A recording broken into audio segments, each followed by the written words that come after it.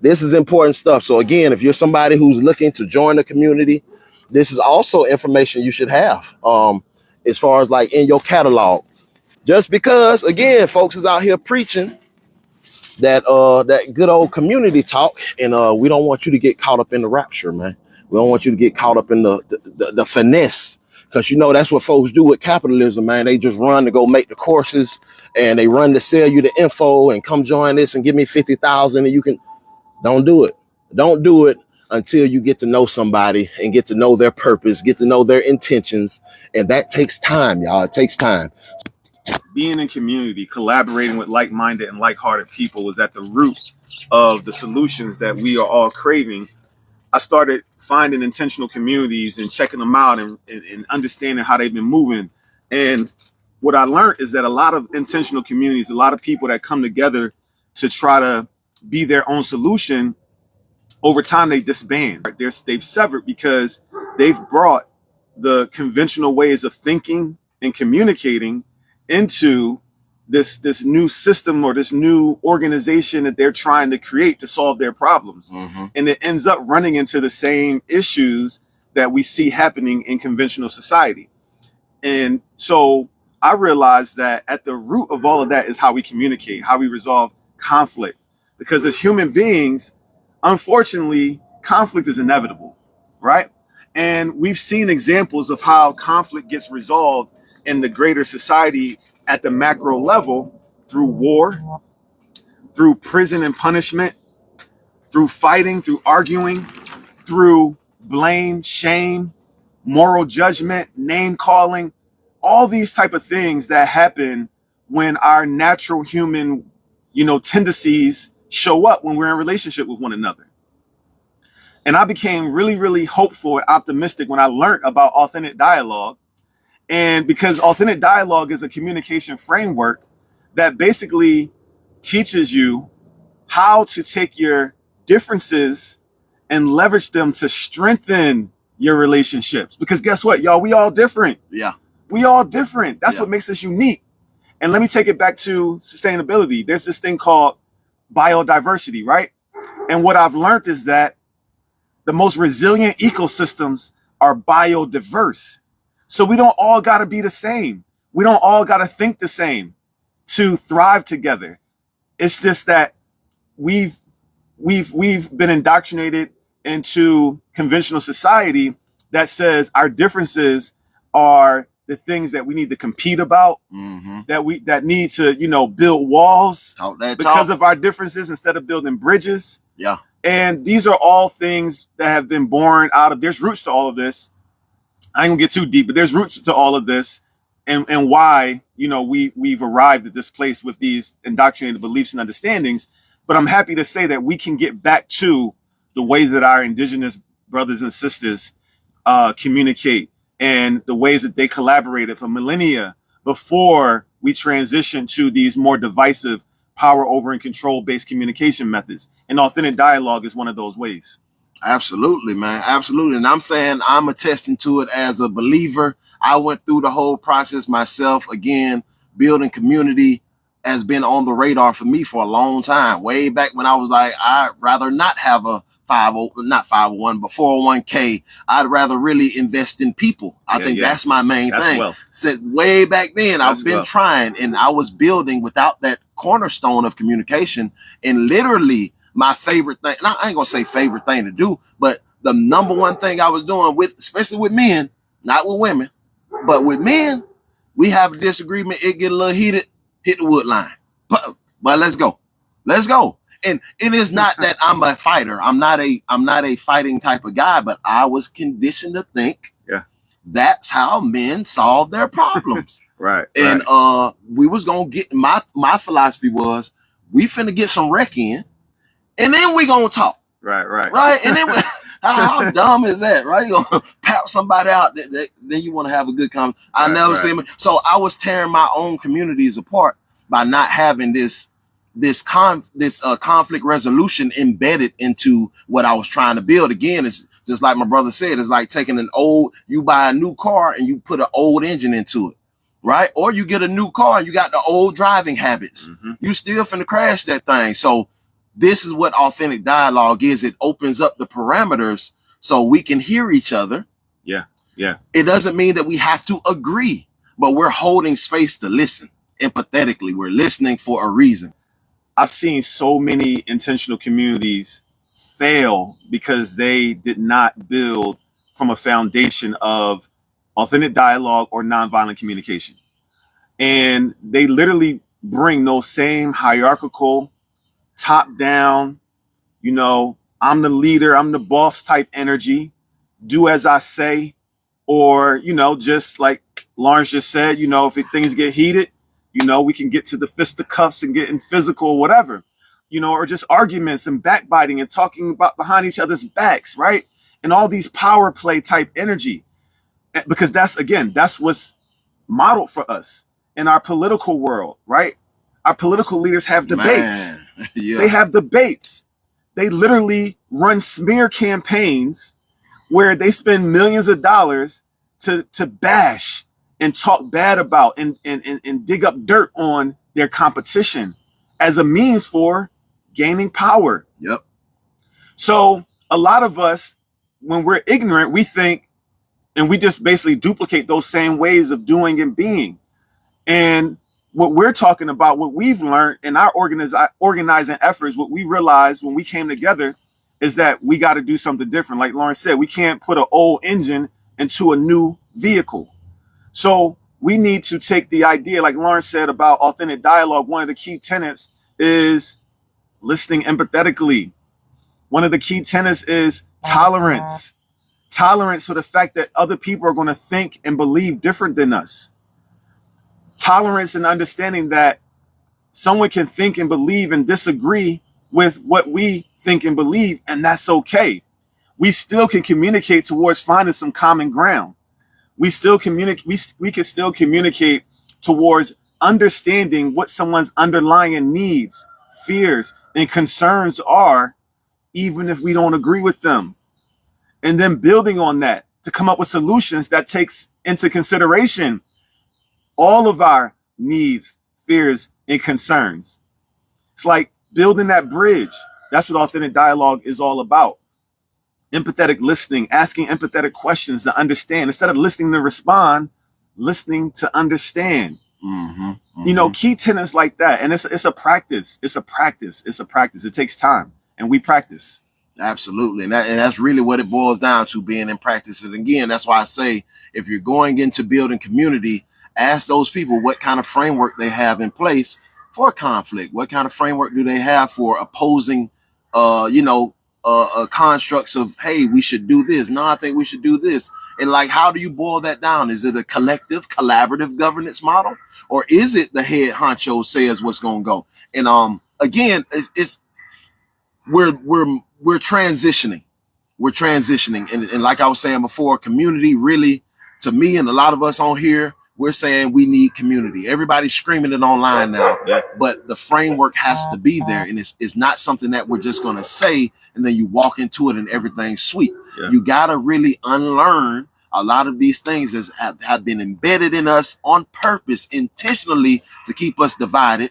The system that we're in, the fishbowl, the water that we're in, is literally like meant to provoke that and can sustain it. Yeah. And again, with what we're seeing right now, I believe is two big systems clashing, whether it's the economic downfall or whatever's going on, but shareholder capitalism, stakeholder capitalism, they're clashing right now. And again, within that clash, it's a little disturbance. And with that disturbance is space and time to put other things in place. So what we're saying is we want to create something new. We're not trying to go either one of those ways. We want to create something new. We want to create something that has the root of community and people in the earth at its core. And it's not about no dollars. It's not about having a whole bunch of one thing. We're saying that collectively we can usher this in, and with everybody's skills on the board, we'll cover the spectrum. Literally. And we're stronger. The more diverse we are, the more resilient we are. That's the reason why, I touched on the idea of biodiversity and how ecosystems that have biodiversity are more sustainable. They're more resilient against outside threats.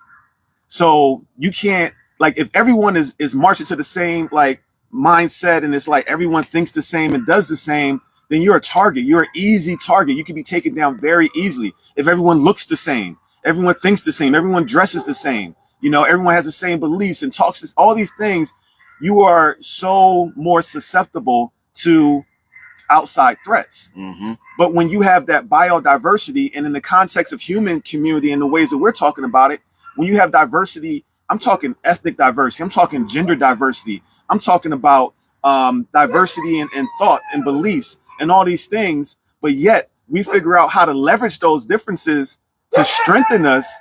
That's what makes us resilient. But in a dominant system, what we see modeled for us is this idea that our differences we should be afraid of. We should be afraid of one another because we're different. We should be afraid of one another because we look different.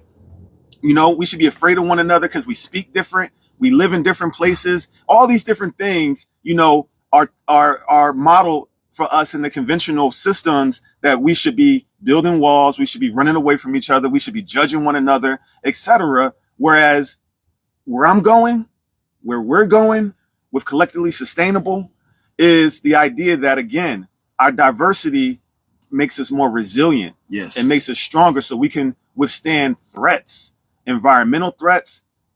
Unfortunately, other people who don't want to move and move like us and want to, let's say, maintain the status quo, those threats, by us coming together and being resilient together because of our differences and our diversities and learning how to communicate through those, it'll make us resilient against all those things as we continue to work towards the collectively sustainable future that, liberates us all. Absolutely, man. Absolutely. And those same policies and principles, Sundiata's been preaching them. I really found them in the garden, right? And I found them watching nature. So it's biodiversity, but biomimicry is what I say. So I'm watching nature and seeing how she showed us the blueprint. Like he said, the healthiest soil in the world is in the forest.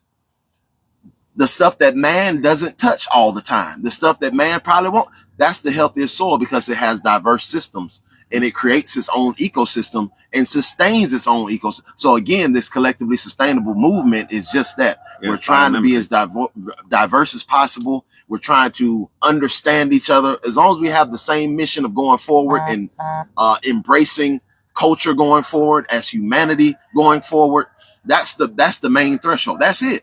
Yeah. Other than that, so if you're somebody in the community building, the whole collective, you don't have to come in and do everything we do. We're saying your community, PWCC, he has his own community. We're just still affiliated because we're all under this overarching concept. Mm-hmm. And again, his community, the specialty, I'm not going to say your specialty, but this is authentic dialogue. So that's one of them. So in my community, we're a bunch of farmers. We're a bunch of gardeners. So, but when we have an argument or a disagreement, I'm not going to say argument, a disagreement, we might need to bring somebody else from another community in that has that skill set, right? So if my car breaks down and nobody in my community can fix, I got another community of guys who like to work on cars and they can come over. And again, they're still under collectively sustainable. The name says it all. Yeah. We are the forest. Yeah. I want to say, like, for me, like Lawrence said, we started organizing together, back in like 2018 when we first met, and we realized that we have a lot of things in common in terms of our heart, in terms of where we're trying to go. And, we're different in so many ways. But the things that keep us connected and have kept us connected over all these years, even though we've had our different, movements, our different communities, we always know that we're collaborators and we can always, do things together and leverage each other's skill sets, leverage each other's specialties, to continue to thrive and to continue to move forward. I've been organizing under the umbrella of Power With and Collaboration Congregation. And, basically just based on my research and everything, like what Lawrence just said about biomimicry, everything that I do, teach, and the ways that I understand and move forward is all about literally looking at nature's design, in all the ways that nature, the examples that nature has given us in terms of how to be resilient, how to be sustainable, and duplicating that in our human relationships and in our human-made systems. Because natural systems just naturally, work together. Naturally, as give and take, feedback loops that work. You know, the perfect example is our, you know, oxygen, carbon dioxide, you know, cycle. It's a give and take, you know, feedback loop of every time we breathe out. That's food for nature. That's food for plants, right? And they use that for the photosynthesis process. And then they have a byproduct, a waste product per se, that's called oxygen that we need to breathe. That's a give and take, you know, feedback loop that just naturally works. You don't even got to think about it because nature's design is just perfect like that. Well, guess what? We're the same way. We have certain things that we are innately gifted with. We are innately do. That's easy for us that will complement someone else. Bingo. And all we got to do is link up with our innate gifts, and we will sustain each other, just like plants and animals sustain each other through that carbon dioxide and oxygen cycle. We will sustain each other through sharing our gifts with each other. Lawrence's gifts is getting with these plants, nature boy, being out here and growing food and teaching other people how to do that. My gift is organizing and communication. And we bring that together. What's your gifts? What can you bring to the overarching umbrella of collectively sustainable? What can you bring? You know, we got the stewardship centers where folks are coming together and sharing and teaching the various skills so that we can become resilient, so that we can come together and we can be our own solution. And I love that. I love it. Yeah. And just to expound on it, y'all. So again, stewardship centers, like you said, is under collectively sustainable. So we're again organizing gardeners, homesteaders, farmers, anybody who has a skill with that's within that sustainability metrics, and you want to teach it. You're open to teach it. You're down to teach it. You got space to teach it. We're organizing our own institutions now. So we don't have to just meet online. We can break off and meet people in real life, learn skills, and then mix in authentic dialogue, mix in those things that, again, we need to recalibrate ourselves with mentally. And that way, when we leave out of these institutions, we're fit to go into a real community, or we're fit to start a community. And that's what collectively sustainable is about. We literally have the blueprint. So again, you don't have to dismiss the community that you've been growing or building. I'd rather say you can definitely come in, pick from the plates, be a part of the movement, and then literally take it back to your community. That's all we're doing, because we're saying that we don't want to capitalize on the movement. We're saying we need to do this for the sake of our children's children.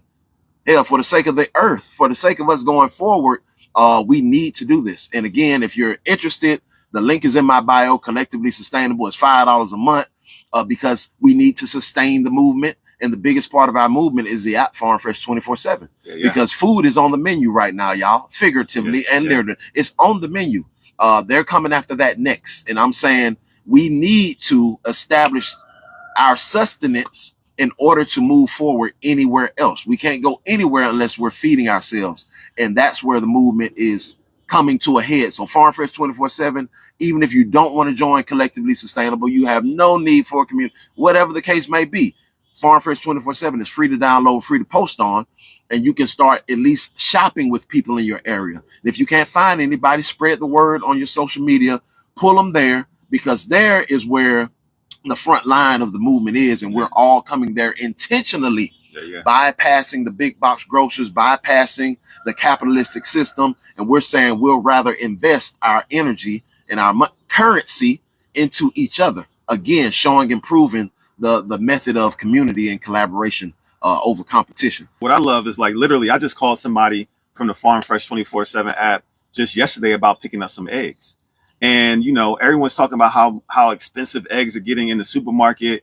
And more importantly, do you even know where those eggs are sourced from? Right. I love knowing I can go to this Farm Fresh 24/7 app and support somebody in my local community who's selling eggs, or we can barter for those eggs. Bingo. And, you know, what they've created with this app is so amazing. And, you know, for me, my long-term goal has always been being in community with like-hearted and like-minded people who understand that, you know, we got to save ourselves. We're not waiting for the government to get it right. Right. We're not waiting for the next president to fix anything. We're not waiting for the next city legislator or mayor to fix things.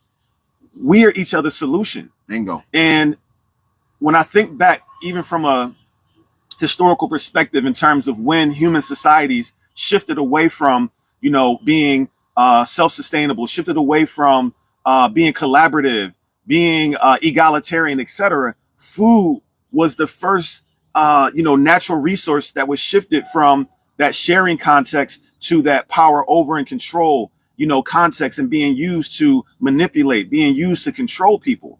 And so what I love about this Farm Fresh 24/7 app and the collectively sustainable movement is it's starting with food. It's saying the way that we transition out of these systems that we don't like and that oppress and divide us is starting with food again.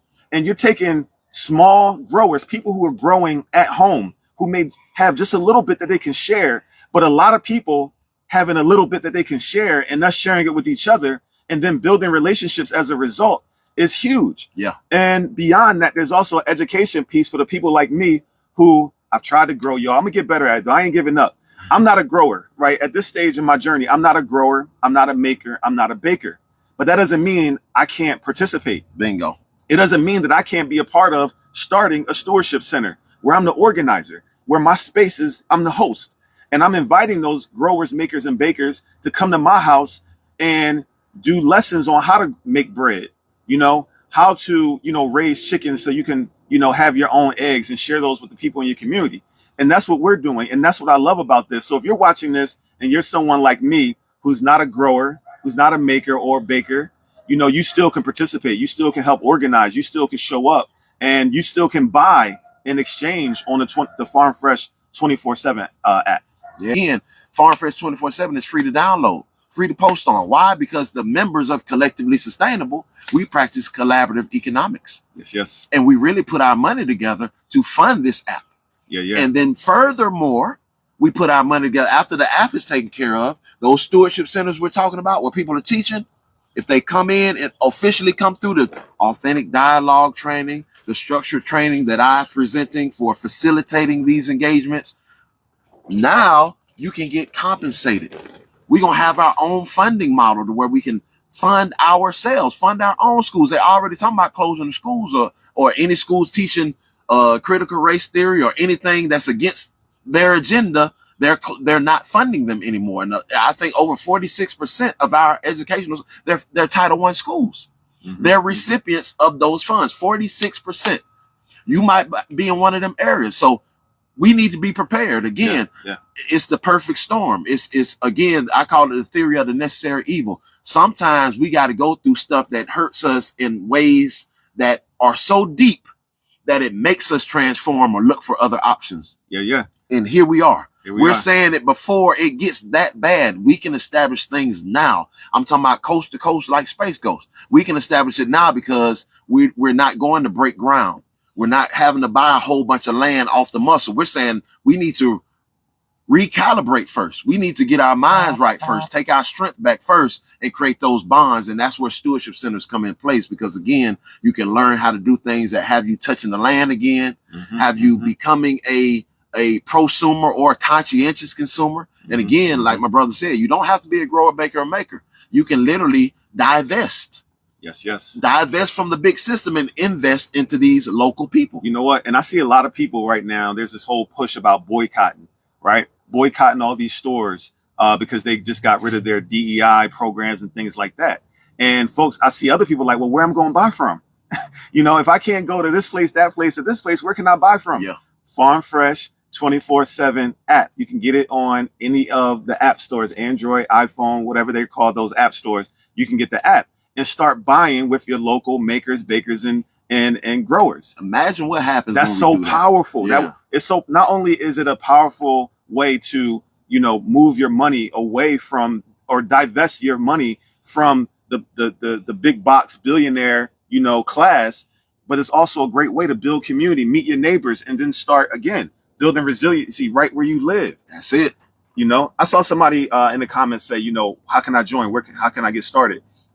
If someone wanted to join, let's say the Heartbeat community where Collectively Sustainable organizes, like how would they go about that? Yeah, that same app, Farm Fresh 24/7. If you download that app and you put it on Worldview, because it's built to be hyper local. So when you first log in, it's going to take your zip code and you're only going to see things within your 50-mile radius of your area. Open it up to World so you can see Atlanta. and you'll see Collectively Sustainable on there too. You can click it. That video that I'm talking about is there, as well as the community invite. So y'all can join from there. And again, this is about action. This is not, I mean, we do have wonderful resources online, authentic dialogue training. We have recipe days. We have Each One Teach One, where we're talking about the first week we do My Consciousness. Second week we do My Community. Third week we do My Craft. And that's where, again, we start to put our hands-on skills together. We're learning things that reconstruct our dynamic consciously. And then we're looking at how we can impact our community. So it's strategy, but the strategy takes action. We're showing you how to do it. Then you get out there and do it. So if you're somebody who's looking to play that role, or you might be lying dormant until you get enough people, but this app is already putting you in connection. So we got people doing this in multi-states. So we're literally from here. We got folks in Canada too. I mean, again, the next part of capitalism that they're trying to usher in is global. It's not just the states. It's not these they're moving globally. I think we need to do the same thing. I think that as the people, we literally have the numbers. Now we need to organize. And again, that's what Collectively Sustainable is doing. And one of the things that I like to say is, you know, we have the capacity, we have the ability to build an economy, the next economy alongside of capitalism. We don't have to just continue to be, abused and beaten up and beat down by capitalism. We have the ability to build another economy, alongside of it, to start transitioning away. And that, because money, capitalism, money is literally a middleman. Yeah. That whole concept of money exchanging for our natural gifts is a middleman. We don't need the middleman, y'all. Yeah. We have the gifts, all the skills, all the abilities. Capitalism and money is a wall. It's a wall. And I understand, like, we needed to survive now. That's why in what I love about the Farm Fresh 24/7 app is you can purchase things, but you can also barter. You can share. You can just give things away and receive things from people as well, as we're making that transition to at some day not being reliant on money to get our needs met. Yeah. So, but we got to find each other. We got to find each other with all the basic skills that we need to survive and thrive. And then being in community hyper locally and sharing those skills with each other where we don't need to give money. Like if I have something I can give in exchange for something that you have or you have or you have, we don't need money for that. Right. We don't have to continue exchanging our time for dollars when we got each other. Yeah. It's a process. And that's what this whole collectively sustainable movement, and that's what the Farm Fresh 24/7 app is a conduit for, is building that next economy. We're building it. We're building capacity for it by meeting each other, getting to know each other, and then, collaborating and growing interconnected with one another. The opportunity that we have is wrapped and swaddled in the catastrophe going on right now. We have a wonderful opportunity. And again, this is just our sounding board. And again, if it lands on your ears and it sounds good to your soul, jump in. You were born for this. That's what you're here for. Somebody has to do it. And I'm just saying, we on the front lines. Yeah. Us. Yeah. We all we need. Yeah. We all we need, y'all. Straight up. We all we need. I'm trying to tell you, we all we need. You know what I mean? Yeah. I didn't stress about Biden and his administration and what they were or weren't doing. I ain't stressing about Trump and his administration and what they are and aren't doing, because I'm so focused on building with my people, boots on the ground, y'all. That's what my focus, that's what my energy is. Yeah. That's I'm about that action, because that's more tangible. I can touch that. I can control that. I can be about that. Yeah. I can't control what they doing over there in Washington, up in those big buildings. Why? I'm not fighting that. Why fight when I can build, when I can create? Yeah. And what's really cool, if you're someone who's like catching on, watching this for the first time, if you go to, at Farm Fresh 24/7 /Atlanta, /ATL on IG or TikTok, Lawrence has years worth of video. Yeah. Years worth of video where he's breaking down how anyone can get involved, how anyone can take baby steps to learn, get involved. Even if you're someone, again, you're not a maker, baker, or grower yet, but you're just buying from your local makers, bakers, and growers. You are making a huge impact just by doing that, y'all, by divesting from the system and spending your money with local people who are making, baking, and growing. People who make soap, people who make tinctures, people who make, herbal teas. There's all types of people who make all types of things that you could use or grow things. People make bread. People make, cookies, Clothing. clothing, Yeah. lotions and toothpaste. There's people on the app that make all types of things that if you start spending your money there, you're contributing to the movement as well. Yeah, absolutely. And if you find those people, because that's a big part, like this is a new app. We don't really have a lot of money or anything because the app is not rooted in capitalism. It's rooted in community. So we don't make any money. We don't have a transaction fee. We're really putting this there to be the resource, the tool that we need. And so we don't really have a lot of money to disperse for marketing. So we need people to be boots on the ground. And what I'm saying is replace something out of your cabinet, replace something out of your cupboard with something that you can get locally. Like my brother just mentioned, hygiene items are a wonderful place to start. Bread, eggs, all those are very low. You can find people online doing it. Go with your dollars out, invest in them as we divest from this, and then tell them about the app. Tell them, hey, it's a bunch of people out here who are intentionally looking for you in that product. Put it on this app so they can find you. And that's literally a valuable asset to the community as well. But again, we're encouraging folks to just really be a part of it. Wear the whole armor. Collectively sustainable. We finna have it like football jerseys, man. We finna really go out there just like that. What's that? I just saw someone say they just started back knitting, and it reminded me. Guess what? Guess where I got this hat from? Somebody from the Farm Fresh 24/7 There hat. we go. And I was at a growers exchange that Lawrence hosted a couple of years ago. I didn't even know that. Yeah.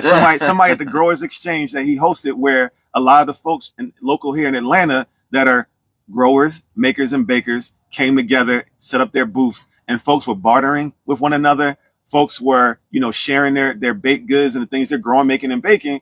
And I bought this hat that somebody was making. This hat I'm wearing right now. That's dope. That's the perfect example right there. He talked about his pants. I got the hat on. That's it. And now what I'm saying, we really living it. And I'm telling y'all, it's not that hard. It's actually, man, it feels so good. It's like you getting paid back after you spend your money, man. I feel so full. Like this is real. This is the real deal. And those growers exchanges that happened on our property. Again, we're taking all of the power back. We're not saying some of it. We saying, I'm not going to no market if I'm a farmer. I'm telling my farmers, hold what you got. We gonna come to you. You know what I mean? We established this market and we rotated it around other farmers' properties. We have the power to open up our own systems. And again, if you want to sell your goods, that's fine. We're trying to really establish that bartering relationship, because when all else fails, that's the raw resource that literally has the power. And like you said, the dollar, the fiat, is just a middleman. And we talking about we ain't gatekeeping, and that middleman got to go too. So again, this is a wonderful way, man, an empowering way that we can start to impact our hyper local micro economy while building community and resilience at that point. So again, Farm Fresh 24/7 is the marketplace. You can download it for free right now. Spread the word. It's going to benefit you in ways that we can't even quantify. Yeah. I saw some people in the chat saying that they have their own like growers exchanges and things like that. They have their own communities now where they're currently doing these things. Y'all need to get on the app too. Come on with it. Y'all need to get on the app, because that'll take what you're doing locally and help other people find you. Yes. Just by being on the app. So get on the app. Even if you already have your own local exchanges, get on the app so other people can find you. Start a stewardship center. Yeah. Right? Because then you're going to be a part of this network. Yes. This network. We're building this new network. We're building this new economy. Yeah. And when we can connect and find each other and connect all these smaller networks, and we have this national and then ultimately global network of people who are growing, making, baking, and skill sharing, we all we got and we all we need. Yeah, man. Hey, man, that's it. You want to open up for, if anybody has a question as it pertains to authentic dialogue or anything pertinent to the movement, please, at this time, we opening the flow. Any questions? Doors of the church is open, man. But if you got anything before we jump down out this thing. And also go follow me on TikTok at PWCC 100, the number 100. PWCC 100. Follow me for more. Have you started community gardens? How we started community gardens? Absolutely. That's basically what the stewardship centers are. They're basically like a community garden on steroids. Because again, you're not just going there to learn how to grow food. You're learning how to maybe mend clothing. You're learning. We did stop the bleed training. We've done ham radio training. I showed people how to make charcoal. We've made colloidal silver. We learned food preservation, native plant identification. So it's bigger than just the gardens, but yes, that's what we do. And then again, we're trying to start an incubator this year because we're connected with the school system now, and we're trying to get the young men and women out here to learn how to grow, build garden beds. And what we're going to do is start a green initiative with the teens and have them canvassing their own communities. And we're going to assist them with installing garden beds in their own communities. So that's another way that we impact it. Again, the education is here, and then we're sending people out with a full plate of understanding that they can embed into their community. So that's the plan. Do you have in-house classes? Is the app available in Canada? App is definitely available in Canada. We had a big growth in Canada about 6 months ago. One of the Canadian influencers posted about Farm Fresh, and we had a whole bunch of downloads from Canada and posts from Canada. Definitely, again, we talking about global. This thing has the capacity to go everywhere, but it has to be sustained. Again, it's a free app. So we can't have everybody on there just bringing the same notion of consumerism to the app. Again, that's the old motor into the new vehicle. That's not going to work. So we need some people to join Collectively Sustainable. One, so we support the growth of the app, right? As it grows and as it spreads, we can sustain it. But two, because the culture is more important than anything. The app is just going to get you in connection with people, but you got to learn the culture. We have to unlearn the things that have been programmed since we were this big. That's before you got out the womb. That when you still in your mama's stomach, you hear it on the TV, man. We've been programmed since birth. We have to get out of that. And that's, again, what's that immersive construct of Collectively Sustainable in the Stewardship Center brings, is that immersive aspect of understanding and education. Somebody said, I have a small farm, 32 acres. That's not small. Right. That I was inherited. How do I use it for this kind of stuff? Oh, my goodness. Right. Hey, now look, this is what's about to happen, y'all. And I'm going to go ahead and fast track it. I'm not even going to get a whole plan. If you want to hear the whole plan, you got to jump on, because we do have a stage 3. Right now, we're in stage 2 with creating the whole stewardship center. So if you got 32 acres, like my brother just said, you can play one of 4 positions within the stewardship center. You can be a facilitator, somebody who knows how to do things in the sustainability realm, bake bread, grow food, forage, build anything like that. You can teach. You can be a not a project manager, but event planner, because I'm learning that that's important. Like, just having the information is cool, but dressing it up, making sure it aligns with people's schedules, holiday breaks, and all that stuff is very important. You can be a marketer, somebody like myself who has a platform online who can spread the word on behalf of this group and get the people coming over. And then lastly, you have a host, someone with the physical land that says, hey, y'all can come meet here. I have space for y'all. Come meet here. You don't have to pay anything. Come on, let's get our folks suited and booted with this information.